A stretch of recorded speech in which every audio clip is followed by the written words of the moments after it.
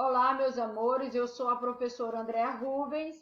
Já trabalhei na turma de vocês, mas agora irei trabalhar com vocês com o componente curricular Ciências Naturais nas séries iniciais do ensino fundamental. Nós vamos, então, refletir um pouco sobre a citação de Paulo Freire, né, com relação à formação de professores de ciências no Brasil. Ninguém começa a ser professor numa certa terça-feira, às 4 horas da tarde. Ninguém nasce professor ou marcado para ser professor. A gente se forma como um educador permanente na prática e na reflexão sobre a prática. Então, ninguém nasce com uma marca dizendo que vai ser professor. Ninguém de uma hora para outra se torna professor. Para isso, tem todo um processo de formação. E esse processo de formação ele deve ser contínuo, permanente. Então, a gente se forma como educador no exercício da docência, no dia a dia ali da nossa prática. E esta prática deve ser reflexiva para que possamos, então, perceber o que está dando certo e o que não está dando certo para providenciar melhorias com relação ao nosso processo, né, de ensinar e automaticamente de fazer com que os nossos alunos sejam mais pesquisadores, mais investigativos, mais reflexivos. Então, a nossa prática enquanto educador, sobretudo da área de ciência, a gente vai adquirindo-a de forma contínua e permanente no exercício da docência. Assim sendo, vamos dar continuidade aos nossos estudos. Desta forma, vamos então fazer uma reflexão epistemológica e tratar um pouco da formação de professores de ciências. Então, os professores de ciência, eles têm que se qualificarem cada vez mais dentro de um processo significativo, de um processo que o torne cada vez mais investigativo. Dentro dessa área de ciências, né, o homem ele deve ser desenvolvido através de conhecimentos que possa fornecer-lhes meio para lidar com este mundo que cada vez mais se torna globalizado. Então, o homem versus conhecimento e o mundo. Então, dentro desse contexto, o professor ele deve ser reflexivo e levar também o seu alunado a ser reflexivo, demonstrando conteúdos que possam possibilitar ao homem ter conhecimentos positivos para o enfrentamento dos desafios impostos por um mundo cada vez mais globalizado. Assim, a formação permanente. Os professores só adquirem sentido quando o professor entra em contato com eles. As exigências de formação são tão grandes que cobri-las necessitariam de um tempo absurdo ou são realizadas de forma superficial. Em resumo, a formação de professores de ciências tende a apoiar-se a uma formação inicial, breve e em uma estrutura de formação permanente dos professores em exercício.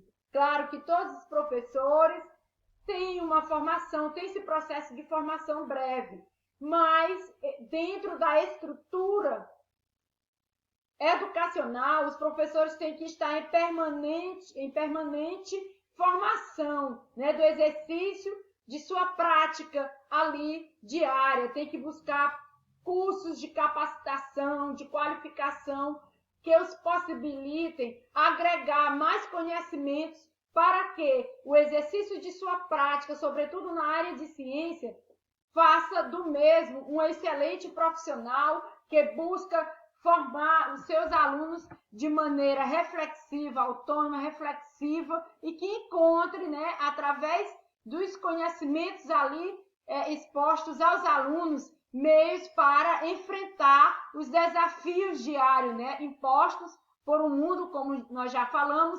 globalizado, aonde a ciência onde o conhecimento científico é de fundamental importância para encontrar soluções para os desafios, problemas da sociedade contemporânea. E dentro desse aspecto, a formação de professores vai possibilitar os docentes a ter competências e habilidades para desenvolver sua prática de maneira mais eficiente. Assim sendo, vamos então continuar os nossos estudos. A didática das ciências como núcleo articulador.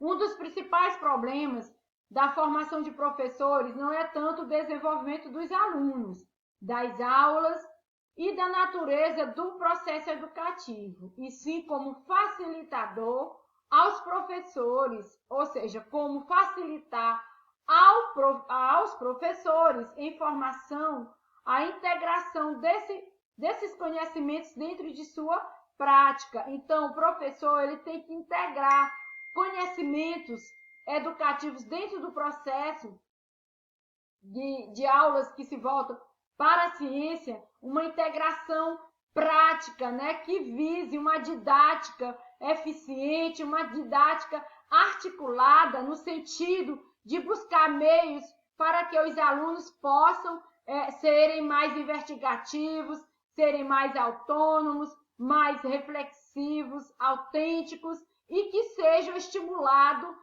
dia a dia a se tornarem cada vez mais pesquisadores. Então, a didática das ciências é capaz de se tornar esse agente integrador, se reunir em uma série de características, como bem colocado aqui, né, a didática das ciências é capaz de se tornar esse agente integrador, de levar a se reunir uma série de características tais como nós vamos ver agora adiante essas características. Sobretudo, este agente integrador deve ser investigativo, argumentativo e tem uma visão crítica dos fatos, para ir em busca da veracidade e das soluções que possam possibilitar meios para o enfrentamento de uma sociedade que cada vez mais requer de pessoas, né, e pretende formar pessoas investigativas, pessoas que tenham um senso crítico da realidade. Assim, esse agente articulador, ele precisa ser capaz de motivar e fomentar os interesses dos alunos, estimulando a investigação e a capacidade de pesquisar e de fazer perguntas, assumindo com tolerância o respeito, a responsabilidade inerente à função que exerce, o que também inclui cuidados com a sua própria formação continuada.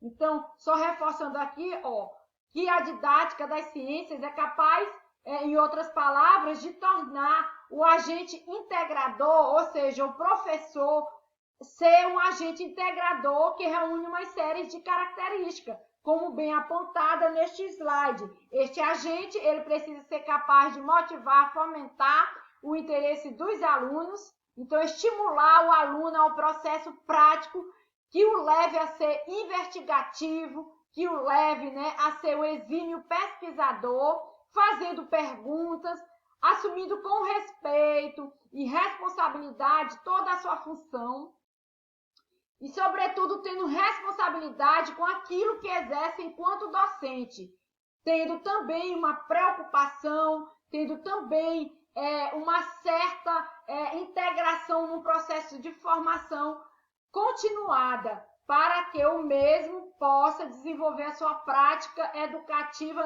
nas áreas de ciência de maneira significativa, né? Aonde o processo de autonomia e reflexão dos alunos na área de ciência o leve a ser, sobretudo, investigador.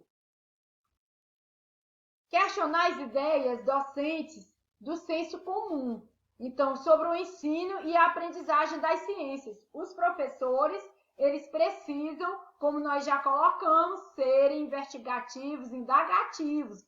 Não aceitar aquilo que vem do senso comum, tal como lhes colocado ali. Tem que ir em busca da essência, tem que se embasar no senso crítico para poder encontrar resposta para aquilo que é colocado ao mesmo de maneira que se volta para o senso comum, ou seja, de uma maneira imediata. Recebe aquele conhecimento porque não vai descartar totalmente a questão do senso comum, mas que ao receber determinadas informações, podemos assim dizer, como exemplo, que não fique ali só aquele, através ali, ou seja, embasado só naquele recebimento ali de maneira imediatista, que se volta para o senso comum, que busca o senso crítico para estar encontrando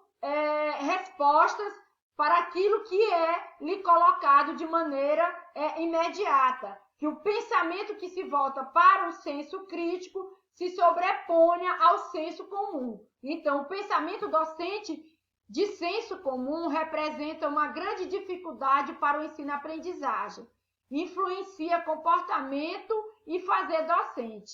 Então, por isso que o professor ele não pode embasar sua prática diária no senso comum, porque ficar ali de maneira que se volta só para o senso comum, não ir buscar um processo que leve tanto a si próprio como aos alunos serem pesquisadores, serem reflexivos, então isso vai atrapalhar o comportamento do professor e o fazer docente. Tipo, a formação ambiental, constituída ao longo do tempo, desde quando os professores eram alunos. Aquilo que foi colocado ali, só por exemplo, na formação ambiental, hoje, quando você quando é aluno, já tem que questionar, e quando é professor, também questionar para poder contribuir positivamente com soluções para a formação ambiental. Padrões como experiências reiteradas, não reflexivas de senso comum, constituindo-se em modelos que determinam a atitude. Então, se o conhecimento não é repensado, não é feita uma reflexão crítica dos fatos, esses modelos vão determinar atitudes negativas para o processo ensino-aprendizagem dos alunos. Então, tudo que se colocar para o aluno deve se buscar, então, estimular o senso crítico dos alunos para que eles possam refletir sobre o que está sendo estudado, o que está sendo colocado para o mesmo. E o professor precisa exercer uma prática reflexiva daquilo que ele exerce enquanto docente. Daí, no próximo conteúdo, nós vamos estar tratando sobre o que deve saber e saber fazer os professores de ciência. Então, até o próximo estudo.